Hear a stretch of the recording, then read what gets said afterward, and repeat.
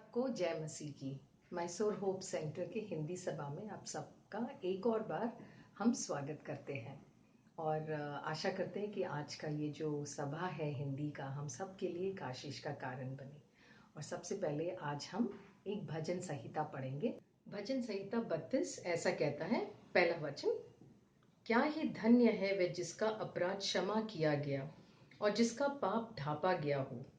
क्या ही धन्य है वह मनुष्य जिसका अधर्म का यहोवा लेख न ले और जिसकी आत्मा में कपट न हो। जब मैं चुप रहा तब दिन भर कराते कराते मेरी हड्डियां पिघल गई, क्योंकि रात दिन मैं तेरे हाथ के नीचे दबा रहा और मेरी तरावट धूप काल की सी झुर्राहट बनती गई। जब मैंने अपना पाप तुझ पर प्रकट किया और अपना अधर्म न छिपाया और कहा, मैं यहोवा के सामने अपने अपराधों को मान लूंगा, तब तूने मेरे अधर्म और पाप को क्षमा कर दिया। आमीन।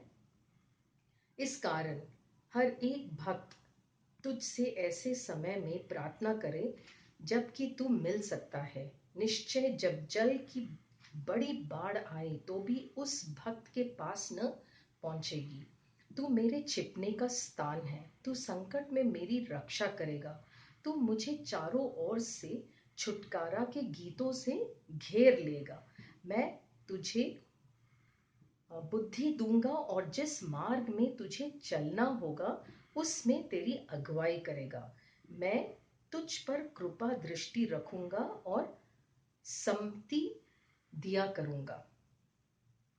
तुम घोड़े और खच्चर के समान न बनो जो समझ नहीं रखता। उनकी उमंग लगाम और बाग से रोकनी पड़ती है, नहीं तो वे तेरे वश में नहीं आएंगे।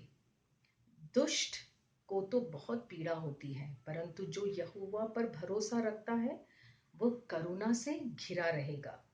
हे धर्मियों, यहोवा के कारण आनंदित और मगन हो, और ये सब सीधे मन वाले आनंद से जय जयकार करो। हालेलुया। हम लोग इसी को ध्यान में रखते हुए और आज की सभा के लिए हम प्रार्थना करें। स्वर्गीय पिता, हम धन्यवाद देते हैं इस रविवार के सुबह के लिए। हम प्रार्थना करते हैं परमेश्वर, जैसे हम आराधना में जाते हैं, वर्शिप में जाते हैं, जैसे हम आज के वचन में जाते हैं, साक्षी सुनने वाले हैं परमेश्वर, इस सब में आपका आशीष रहे।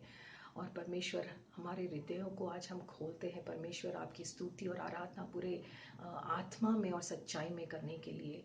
परमेश्वर, हम प्रार्थना करते हैं आज जो भी दर्शक हमें देख रहे हैं परमेश्वर, आपकी आशीष उन सब पर रहे।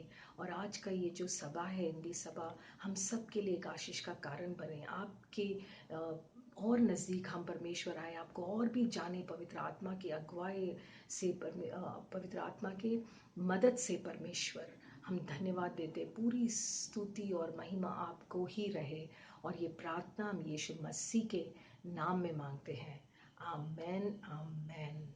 चलिए अभी हम आराधना और स्तुति परमेश्वर की पूरे मन से करेंगे। जय मसीह की, जय मसीह की। कितनी खुशी की बात है, हम एक और बार मिलकर आराधना करने वाले हैं। हम अलग अलग जगह में होने के बावजूद भी प्रभु ने मिलकर ऑनलाइन के द्वारा आराधना करने के लिए उनकी कृपा और दया दी है। आमीन। आराधना में आगे बढ़ने से पहले मैं आपसे पूछना चाहती हूँ कि कोई हालेलुया का मतलब जानते हैं क्या? हालेलुया का मतलब है प्रेज द लॉर्ड, यानी प्रभु की स्तुति हो। हम हालेलुया क्यों गाते हैं? हम हालेलुया गाते हैं क्योंकि प्रभु ने हमें चंगाई दी है, हमें पापों से बचाया है, शैतान से छुड़ाया है, और प्रभु का नाम सबसे ऊंचा नाम है और उनके जैसे और कोई नहीं, इसलिए हम हालेलुया गाते हैं। आमीन। तो आओ हम मिलकर आराधना करें।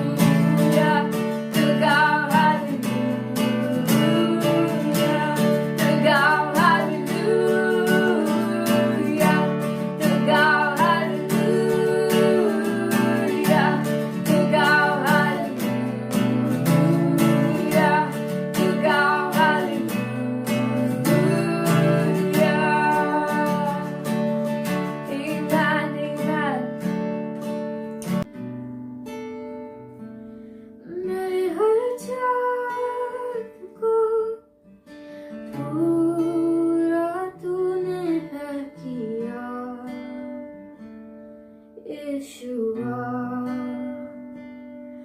आशा मेरी संपूर्ण हो गई तुझमें यीशुआ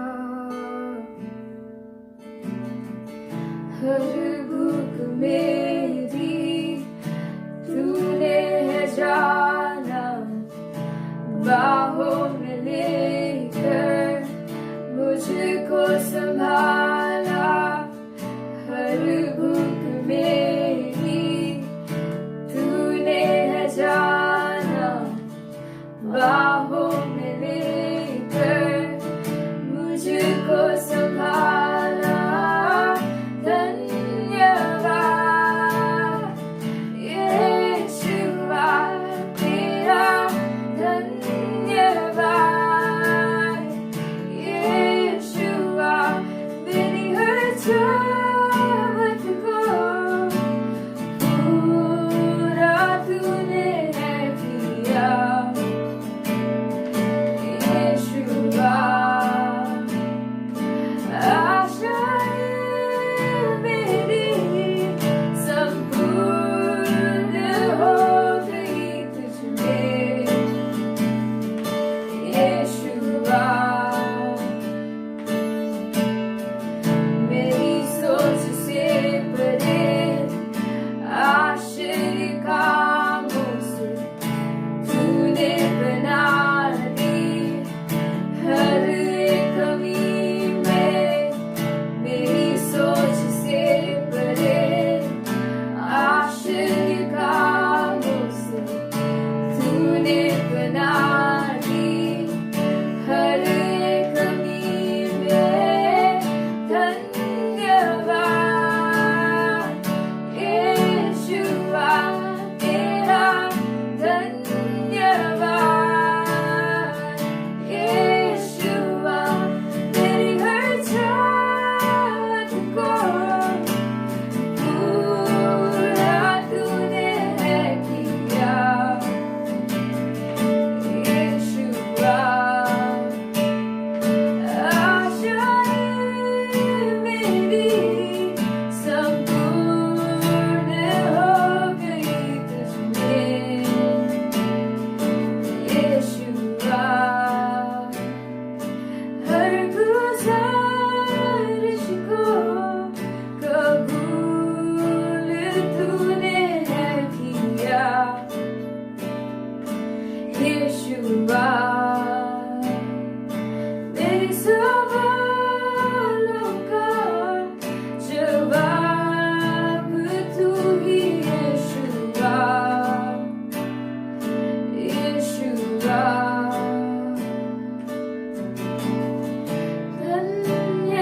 धन्यवाद यीशुआ तेरा धन्यवाद यीशुआ तेरा धन्यवाद यीशुआ तेरा धन्यवाद यीशुआ मेरी हर चाहत को पूरा तूने है किया यीशुआ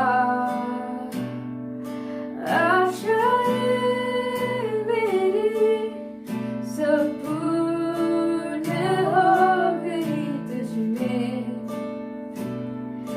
यीशुआ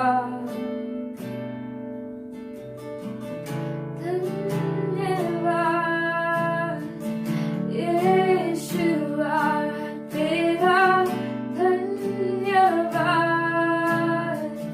यीशुआ तेरा धन्यवाद यीशुआ तेरा धन्यवाद यीशुआ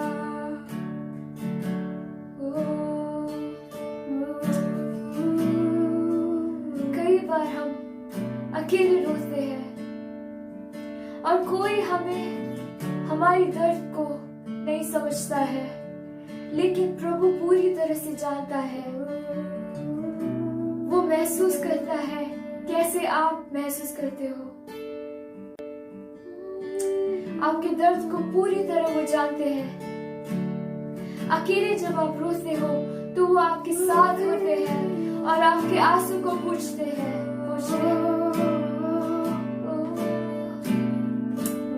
वो टूटे दिल के करीब है। हाँ पिता धन्यवाद, पिता धन्यवाद। ओ हमारे हृदय को जाने के लिए धन्यवाद। पूरी तरह से सिर्फ आप ही जानते हैं और कोई नहीं जानता हमें इतनी अच्छी से, और कोई नहीं पिता। ओ धन्यवाद। हम कुछ भी कहने से पहले आप जानते हैं, पूरी तरह से समझते हैं। धन्यवाद पिता, धन्यवाद, धन्यवाद पिता।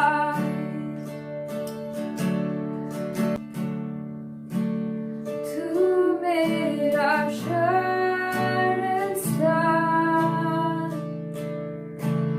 तू मेरा गढ़ है। संकट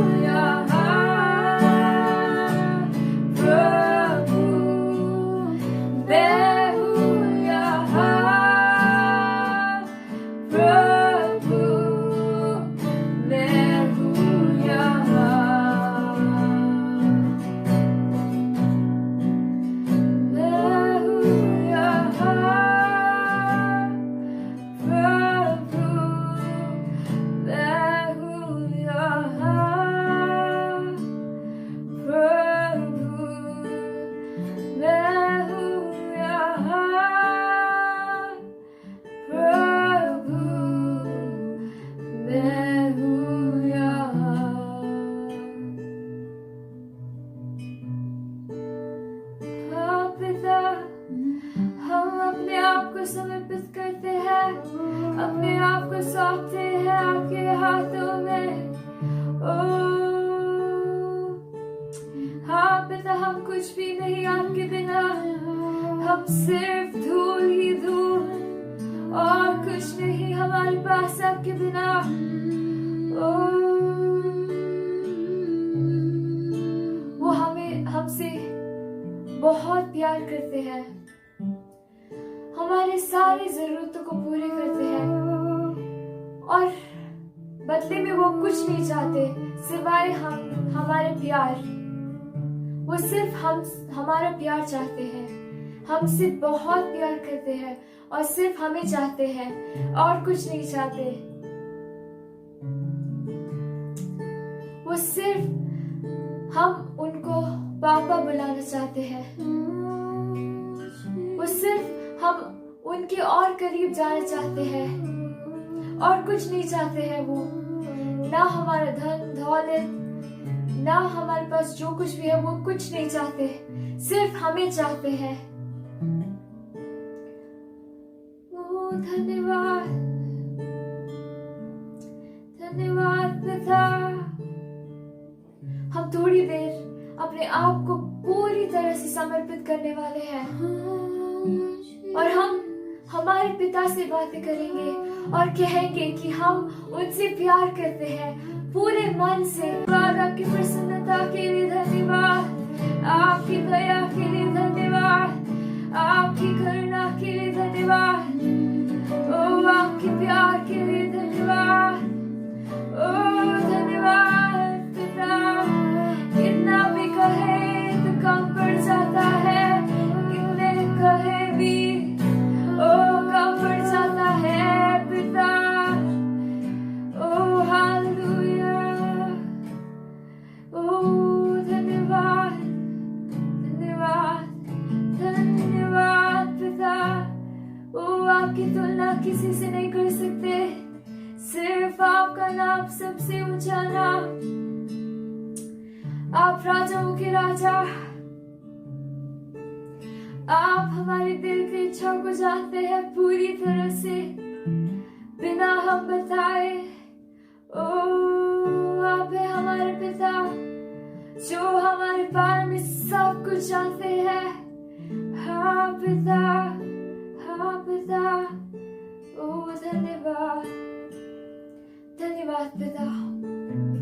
हम अपने आप को समर्पित करते हैं आपके हाथों में। हम आपके बिना कुछ नहीं पिता, हम आप चाहिए गॉड हमारी जिंदगी में, और आपके बारे में जानना चाहते हैं और करीब आना चाहते हैं। हम यीशु की तरह बनना चाहते हैं। ओ हमारे कैरेक्टर आप बदल दीजिए। ओ सारे महिमा और आदर की योग्य सिर्फ आप ही। आगे के समय जब हम आपके वचन से सुनते हैं, आप हमसे बातें कीजिए। ओ नई नई चीजें दिखाइए। ओ हमारे समझ के परे जो भी चीजें हैं वो हमें सिखाइए पिता। हाँ पिता, धन्यवाद, धन्यवाद। ये सब यीशु के नाम में मांगते हैं, सुनिए और कबूल कीजिए।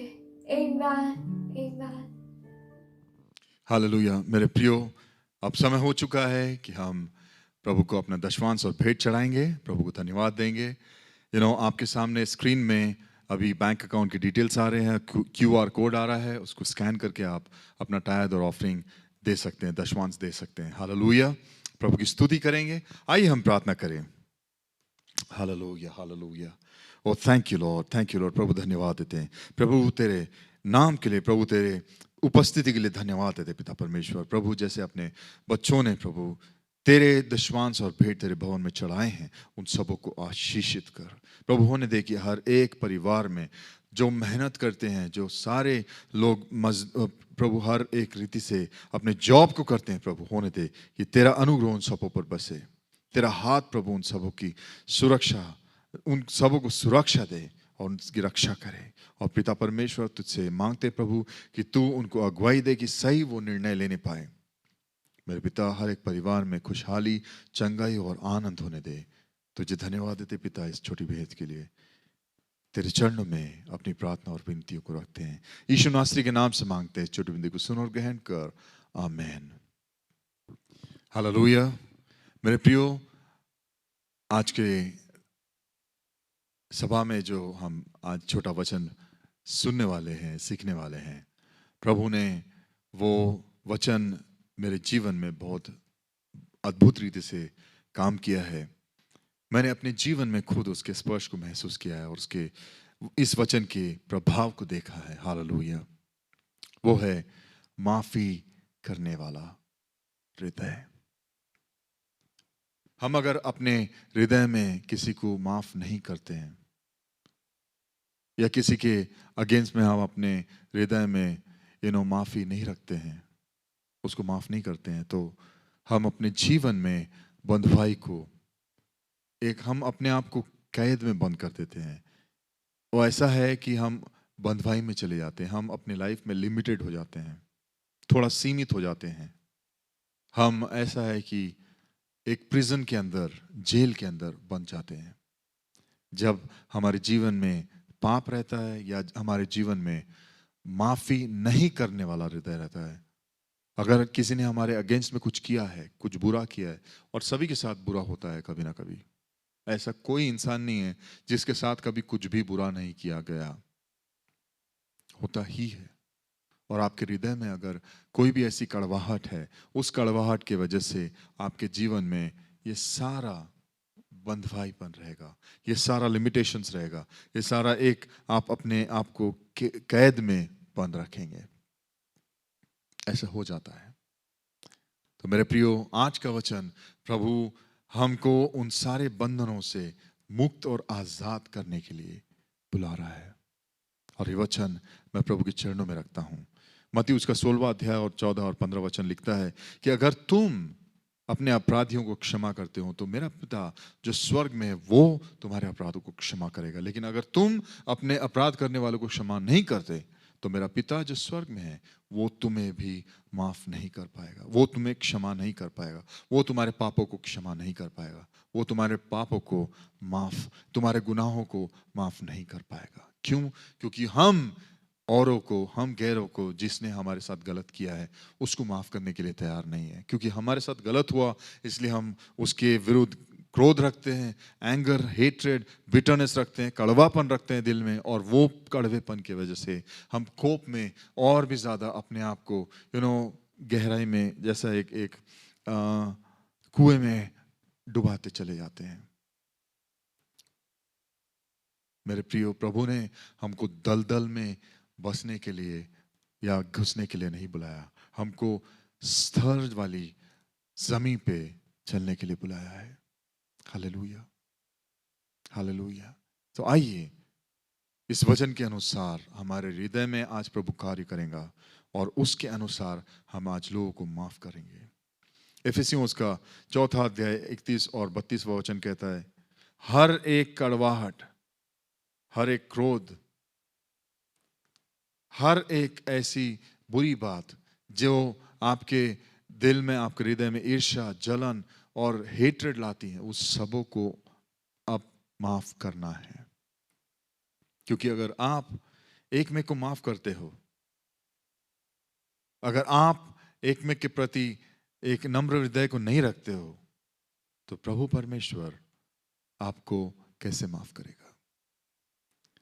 अनफॉरगिवनेस जब हम हार्बर करते हैं या अपने हृदय में रखते हैं, किसी के विरुद्ध हम अगर चिढ़े हुए हैं, किसी ने हमारे अगेंस्ट में कुछ किया है और हम उसको क्षमा नहीं कर रहे हैं, तो वो क्षमा नहीं करने वाला हृदय हमारे जीवन में क्रोध और बिटरनेस और कड़वाहट और हर बुराई को उत्पन्न करता है, जो हमारे को अंदर ही अंदर खाता चला जाता है। वचन कहता है कि एक हर्षित हृदय अच्छी दवाई के समान है, बट जब हम अपने हृदय में कड़वाहट और क्रोध रखते हैं तो इसका परिणाम ये होता है कि दिल की कड़वाहट की वजह से वचन कहता है कि हमारी हड्डियां सड़ जाती हैं।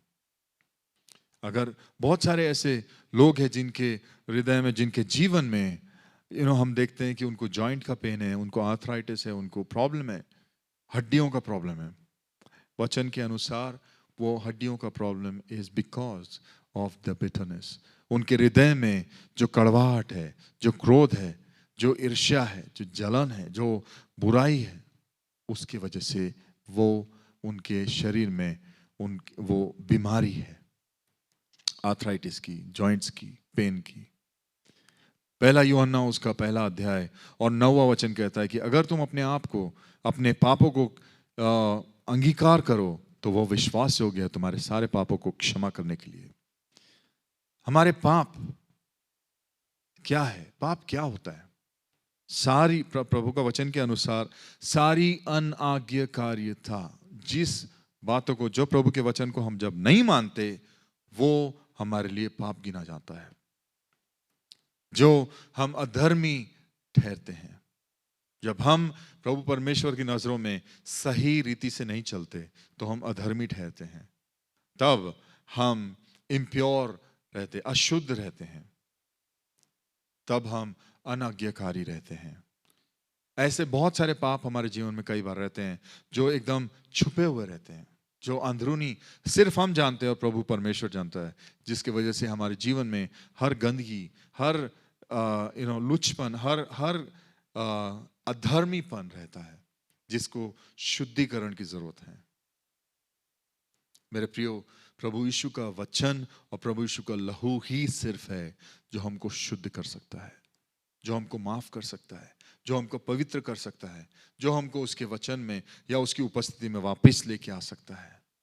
हमको सिर्फ प्रभु से माफी मांगना है, हमको सिर्फ प्रभु से शरण मानना है, प्रभु से ये करना है कि प्रभु मेरे पापों को क्षमा कर। जिन लोगों ने मेरे विरुद्ध बहुत बुराई की है, उन सबों को आज मैं निर्णय लेता हूं कि प्रभु मैं उनको माफ करता हूं, क्योंकि तेरे वचन के अनुसार ये लिखा है, प्रभु ने अपने वचन में कहा है कि तुम अगर एक मेरे को माफ नहीं करोगे तो तुम्हारे पाप भी क्षमा नहीं किए जाएंगे। लूका उसका 17वां अध्याय 3 और वचन और 4था वचन कहता है, अपने भाई को तुम कितने बार क्षमा करो। पतरस ने कहा मत्ती उसका 18 अध्याय और 21 और 22 वचन में कि प्रभु मैं कितने बार अपने भाई को क्षमा करूं, माफ करूं? प्रभु ने बोला 7 बार।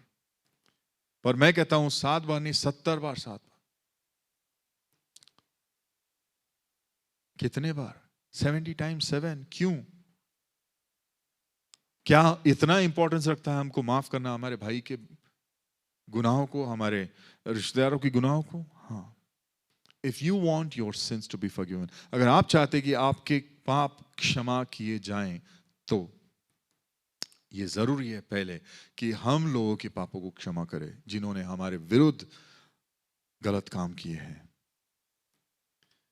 वचन में मत्ती उसका 18वां अध्याय और 21 से लेके 35 वचन में ऐसा लिखता है अबाउट उस अधर्मी कर्जदार के बारे में। प्रभु ऐसा बोलता है, एक दृष्टांत में कहता है कि ये अधर्मी व्यक्ति ऐसा था जिसने जो बहुत सारा जिसके ऊपर कर्जा था उसके मालिक का, और जब उसके मालिक ने बुलाया कि इसका हिसाब किताब करना आज, और इसको अगर ये देने के लायक नहीं है तो इसको बेच दो, इसकी सारी प्रॉपर्टी बेच दो, इसके बीवी बच्चे बेच दो, और उसके बाद जो कुछ आता है वो सब मेरे भंडार में ले आओ। तब ये बेचारा गरीब ये तुरंत से गिड़गिड़ाने लगा और तुरंत से बोलने लगा कि मालिक मुझ पर क्षमा करो, मुझ पर दया करो, मुझे और समय दे दो ताकि मैं मेहनत करके आपका पूरा ऋण चुका दूंगा। तब वचन कहता है कि उस मालिक के हृदय में एक तरस भर गया और उस मालिक ने उस दास को माफ कर दिया। उसके सारे गुनाह या उसके सारा जितना भी उसके ऊपर ऋण था, उसका जो लोन था, उसने जो पैसा लिया था मालिक से, उन सबों को क्षमा कर दिया, उसको मुक्त कर दिया। लेकिन वही दास जिसके सारा इतना बड़ा डेट, जो इसका इतना बड़ा कर्ज था, जो क्षमा किया गया, वही जाके एक दूसरे गरीब दास को पकड़ता है जिसने उससे पैसा लिया था। और उस दास ने जब उसने भी कहा कि मुझे मेरा पैसा दे दे, तो वो दास ने, जब गरीब दास ने बोला कि मालिक रहम करो, थोड़ा सा मुझे और समय दे दो, मैं आपका कर्ज चुका दूंगा, तो इस व्यक्ति ने उसको लेके प्रिजन में डाल दिया, सीधे उसको जेल में डाल दिया। और वो बात जब मालिक के पास आई, जब मालिक को बताया गया कि इस व्यक्ति ने ऐसा ऐसा किया, तो वचन कहता है कि वो मालिक बड़ा गुस्सा हुआ और उससे क्रोध में वापस बुलवा के उसको प्रिजन में ढकेल दिया गया, उसका सब कुछ छीन लिया गया। मेरे प्रियो, अगर हम चाहते हैं कि हमारे पाप क्षमा किए जाएं तो ये जरूरी है कि जिन लोगों ने हमारे विरुद्ध पाप किए हम उनको क्षमा करें। ये वचन कहता है। इफिसियों उसका 4 अध्याय और 26वां वचन कहता है कि तुम गुस्सा मत करो, और अगर गुस्से में हो तो तुम्हारा जो सूर्य है वो सूर्यास्त होने के पहले तुम उस गुस्से से मुक्त हो जाओ। या जिस भी व्यक्ति ने आपके विरुद्ध गुस्सा किया है, नफरत किया है, पाप किया है, गुनाह किया है, उसको क्षमा करो। ये वचन कहता है। क्या आप तैयार हैं? अगर आपके पति ने या आपकी पत्नी ने झगड़ा किया, आपको कब माफ करना है? सूर्यास्त होने के पहले वो अकाउंट क्लोज करना है। बैठो, बात करो और खत्म करो। शादी खत्म मत करो, उस उलझन को, उस प्रॉब्लम को खत्म करो, सॉर्ट करो, एक साथ वापस मिलाप करो। ये वचन कहता है। तभी आपका परिवार एकजुट रह पाएगा। जब आप अपना हस्बैंड को या अपने वाइफ को क्षमा नहीं कर पाओगे, जब आप अपने परिवारजनों को क्षमा नहीं कर पाओगे, जब अपने माता पिता को या अपने बाल बच्चों को क्षमा नहीं कर पाओगे, तो आप कैसे गैर मसीहों को और बाकी लोगों को क्षमा कर पाओगे? अगर आप छोटा छोटा अकाउंट्स नहीं रखोगे, तुरंत अगर कुछ हुआ, कुछ भी गलत हुआ आपके साथ, तुरंत पहली फुर्सत में मैटर को सॉर्ट आउट करो। अगले दिन के लिए इंतजार मत करो, क्योंकि अगला दिन जब आएगा, बाय द टाइम अगला दिन सूर्यास्त हो गया, रात गई, अगला दिन हो गया, उसके बाद आपके हृदय में बिटरनेस पैदा हो जाता है, हेट्रेड पैदा हो जाता है। That's where the sin enemy works. That's where Satan works. वहीं पे शैतान काम करता है और आपके हृदय में गिल्ट और शेम और बाकी बहुत सारी चीजें फिर बाद में ले आता है। मेरे प्रियो, लेट अस बी पीपल, ऐसे हम लोग बने जो प्रभु के वचन के अनुसार करें। लेव व्यवस्था उसका 19वां अध्याय और 18वां वचन कहता है, उस वचन के अनुसार आपको और मुझको कोई भी रिवेंज नहीं लेना है, बदला नहीं लेना है। बदला लेना प्रभु परमेश्वर का काम है। वो बोलता है कि तू अपने लोगों को, अपने पड़ोसी को अपने समान प्रेम कर, क्योंकि मैं तेरा यहोवा हूं, क्योंकि मैं यहोवा हूं। हालेलुया। प्रभु ने हमको क्षमा करने के लिए बुलाया, लोगों के पाप गिनने के लिए नहीं बुलाया। मेरे प्रियो, जरूरी है कि हम एक में को क्षमा करें। यशाया उसका 43वां अध्याय और 25वां वचन कहता है कि मैं वो हूं जो तुम्हारे सारे पापों को क्षमा करता हूं, तुम्हारे सारे पापों को मिटा देता हूं, और मैं उन पापों को याद नहीं रखता। मैं उन पापों को याद नहीं रखूंगा जिनको मैंने मिटा दिया। हालेलुया। ये हमारा प्रभु परमेश्वर, सारे पापों को क्षमा करने वाला। याकूब उसका 5वां अध्याय और 15वां वचन कहता है, जो विश्वास की प्रार्थना की जाती है जो बीमारों के लिए, तो प्रभु परमेश्वर उनको उठा के खड़ा कर देगा। अगर उसने पाप भी किया है तो उसके पाप क्षमा किए जाएंगे, बिकॉज विश्वास की प्रार्थना उसके ऊपर पुण्यों के जरिए की जा रही है। प्रभु चाहता है कि हम अपने जीवन में जिए और पाप ना करें। प्रभु ने उस महिला को जो पाप में पाई गई थी, जो व्यभिचार में पाई गई थी, उस महिला को जब लोगों ने प्रभु यीशु के पास लेके आए पत्थरवाह करने के लिए, प्रभु यीशु ने कहा, जिसमें आप में से जो भी कोई है जिसने कभी पाप नहीं किया है, वो इस पे पहला पत्थर मारे। सारी भीड़ वहां से वापस चली गई, क्योंकि वो सब जानते थे कि उन सबों ने पाप किया है।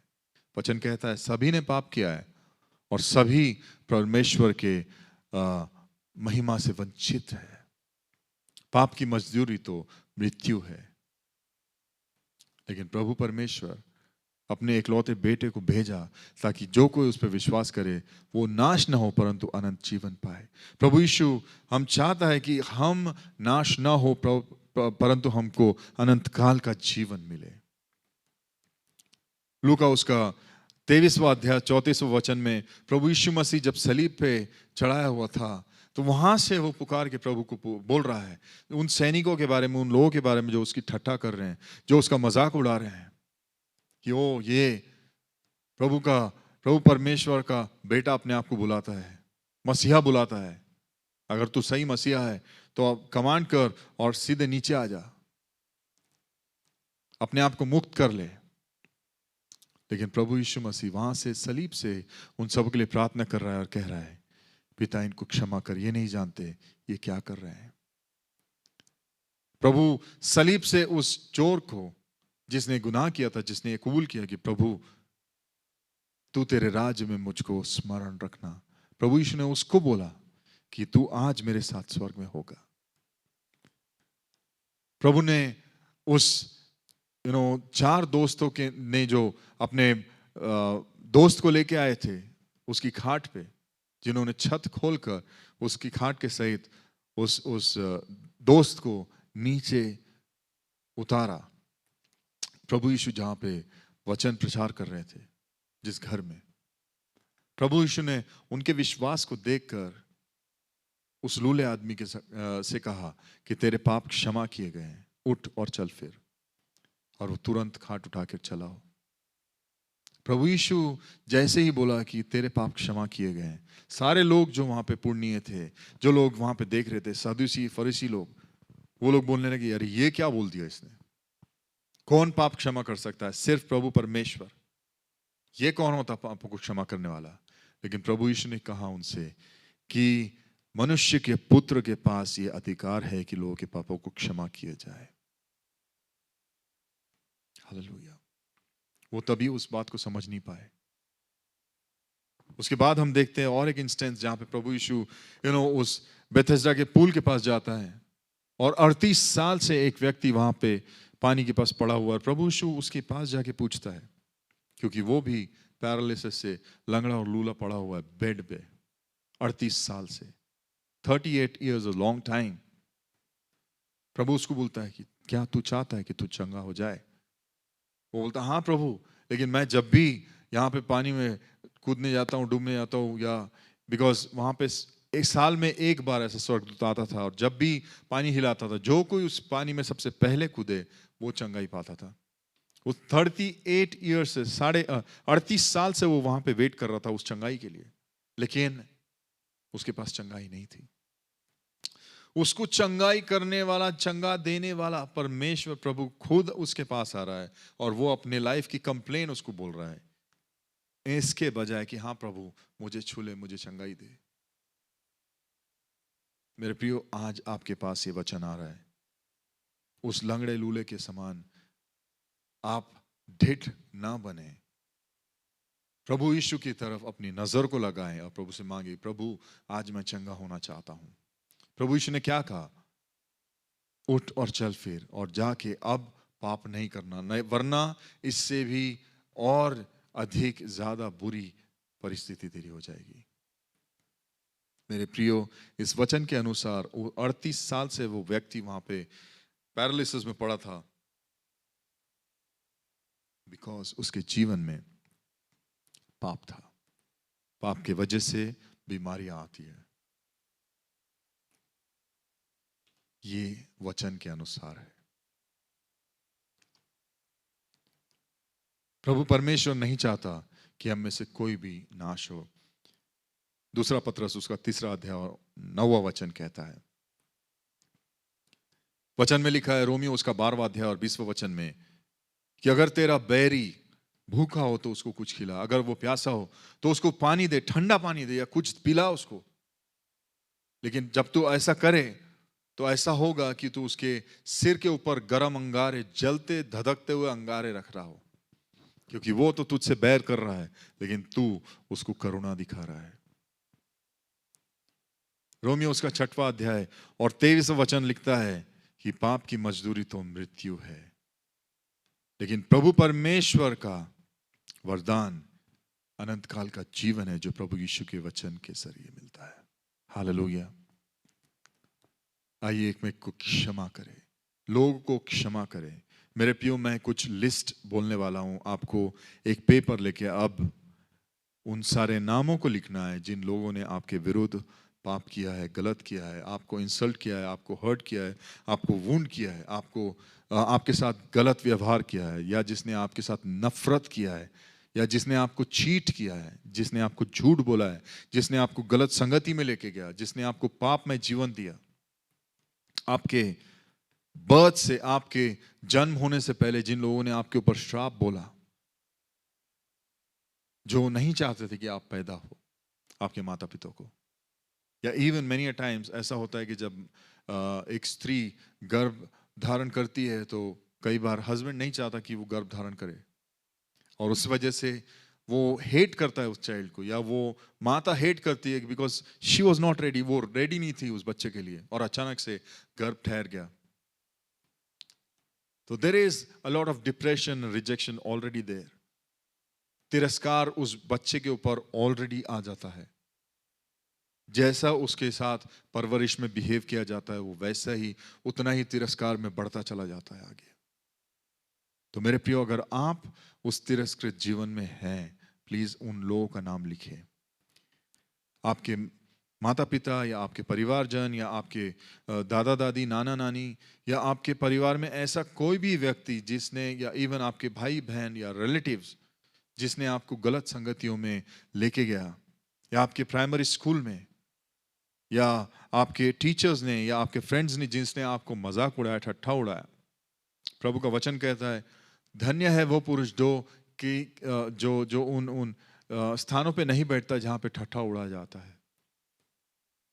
हाँ मेरे प्रियो, प्रभु परमेश्वर नहीं चाहता कि हम किसी को ठट्ठा में उड़ाए, किसी का मजाक उड़ाए, क्योंकि वो परमेश्वर की सृष्टि है। अगर आप ऐसा करते हैं, या आपने ऐसा किया है लोगों के विरुद्ध, तो आपको प्रभु से माफी मांगना चाहिए आज। अगर लोगों ने आपके साथ ऐसा मजाक उड़ाया है, आपके साथ बहुत बुरा बर्ताव किया है, तो आपको माफ करना है उनको। हालेलुया। आपको आपके यूथ में या आपके अडल्टहुड में आपके साथ किसी ने गलत व्यवहार किया है, या किसी ने आपके साथ लैंगिक अपराध किया है, या आपको बुरे तरह से किसी ने बुरा व्यवहार किया, या रेप किया है, या जबरदस्ती किया है, या आपको छुआ है गलत रीति से, या आपको सेक्सुअल एक्टिविटीज में इन्वॉल्व किया गया है, या आपको इंट्रोड्यूस किया गया है गंदी चीजों में, गंदी बातों में, गंदी जुबानों में, बुरी आदतों में, शराब पीने में, सिगरेट्स में, या आपको ड्रग्स में, या कोई भी गलत चीज में, इवन पोर्नोग्राफी में, you need to ask forgiveness from the Lord and forgive those people. अगर आपका प्रेम का जीवन में आपको फेलियर रहा है, आपको अगर लव फेलियर हुआ है, या आपके साथ चीटिंग की गई है, या आपके लाइफ पार्टनर आपको चीट किया है, या आपको तिरस्कृत किया है, या आपको वो दर्जा नहीं दिया जो एक लाइफ पार्टनर को या एक पति या पत्नी को देना चाहिए, या अगर आपके साथ किसी के साथ संबंध रहा है जो विवाह से परे है, जो व्यक्ति आपका हस्बैंड या वाइफ नहीं है, उसके साथ अगर आपका रिश्ता रहा है, या किसी ने आपको इंट्रोड्यूस किया है ऐसे रिश्ते के लिए, आपको उन सारी चीजों के लिए आज माफी मांगना है, और उन लोगों को माफ करना है जिन्होंने आपके साथ ऐसा किया है।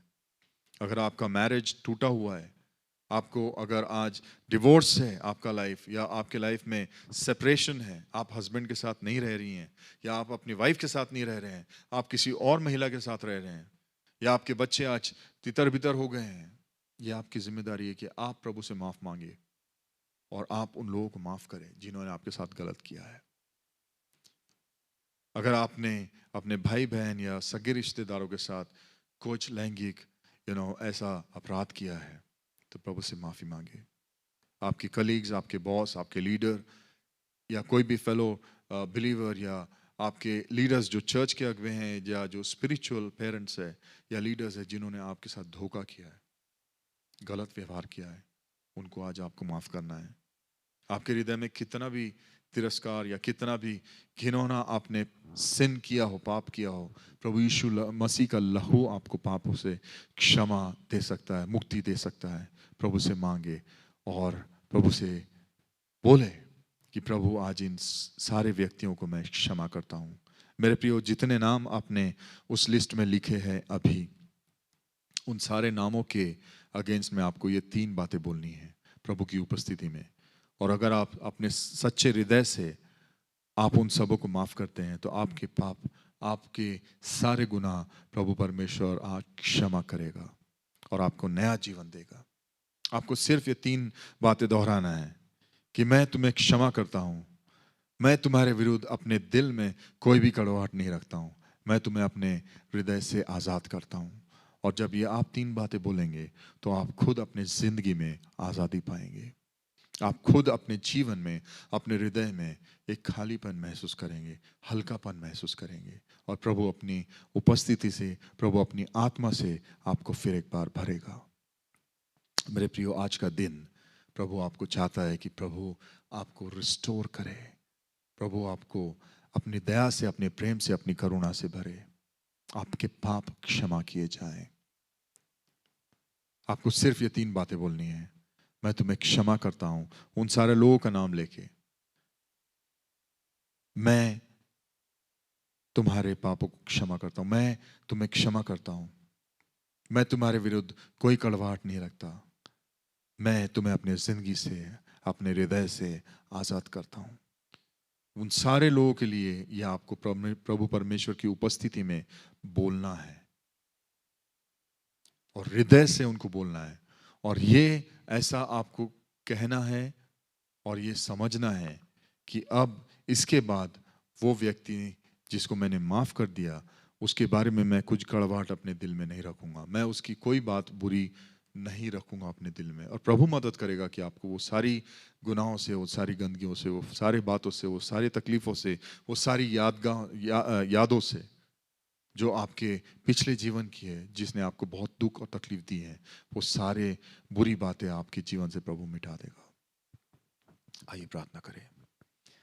प्यारे पिता परमेश्वर, जैसे तेरे बच्चे हैं प्रभु, आज तुझसे माफी मांगते हैं, जैसे उन लोगों को माफ करते हैं जिन्होंने उनके विरुद्ध पाप किए, क्षमा किए प्रभु, उन सबों को क्षमा कर, उनके सारी विनतियों को आज सुन मेरे पिता परमेश्वर। जो लोगों ने उनके विरुद्ध पाप और गुनाह किए प्रभु, उन सबों को क्षमा कर और प्रभु तेरे बच्चों के पापों को क्षमा कर। आज प्रभु तू सबों को सिद्ध जीवन दे, आशीष भरा जीवन दे प्रभु। उनके जीवन में अगर कोई कड़वाहट है, कोई भी उनके जीवन में बीमारी है या क्लेश है, उन सारी बातों को आज तू चंगाई दे दे, उनको आज शुद्ध कर दे, उनके हृदय को आज शुद्ध कर, उनके हर बुराई को आज दूर कर। मेरे पिता, तेरे हाथ में, तेरे चरणों में तेरे बच्चों को सौंप देते हैं प्रभु। तेरे अनुग्रह के अनुसार तू प्रभु अपने जीवन को ले आ, तेरे उद्धार को ले आ, तेरे नवीनीकरण को ले आ प्रभु, ताकि तेरे बच्चे आजादी महसूस करें। आज तेरे बच्चे तेरी आजादी में प्रवेश करने पाए।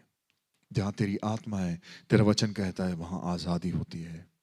हाँ मेरे पिता, इन परिवारों में, इन जीवनों में तेरी आत्मा का वास हो प्रभु। तू इनके जीवन में उपस्थित हो, तू इनके परिवारों में, तू इनकी परिस्थितियों में, तू इनके कार्यशाला में, तू इनके काम के जगह में, उनके ऑफिसेज में, उनके स्कूल्स में, उनके कॉलेजेस में, उनके होम में, उनके बेडरूम में उपस्थित हो।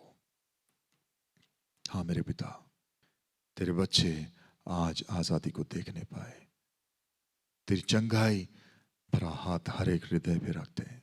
यीशु नासरी के नाम से मांगते हैं, इस छोटी सी विनती को सुन और ग्रहण कर, आमीन। अब हमारे प्रभु परमेश्वर का प्रेम, प्रभु यीशु मसीह की संगति और पवित्र आत्मा की सहभागिता हमारे साथ सदा और सर्वदा होती रहे, आमीन। हालेलुया। प्रभु आपको बहुत आयत से आशीष दे। मेरे प्रियो, अगर आप इस वचन से आशीषित हुए हैं, आपको अगर गवाही देना चाहते हैं, कमेंट बॉक्स में आप अपनी गवाही लिख सकते हैं। आप अगर हमारे व्हाट्सएप ग्रुप में हैं तो ज़रूर से हमसे संपर्क कीजिए। अगर आपको कोई भी सलाह चाहिए, आपको अगर अपने जीवन में ऐसा महसूस होता है कि आप बंधन में थे लेकिन आज प्रभु ने एक नए कार्य को आपके जीवन में किया, तो हमको ज़रूर से संपर्क करके बताएं। प्रभु आपको बहुत आयत से आशीष दे। धन्यवाद। आप सबको जय मसीह।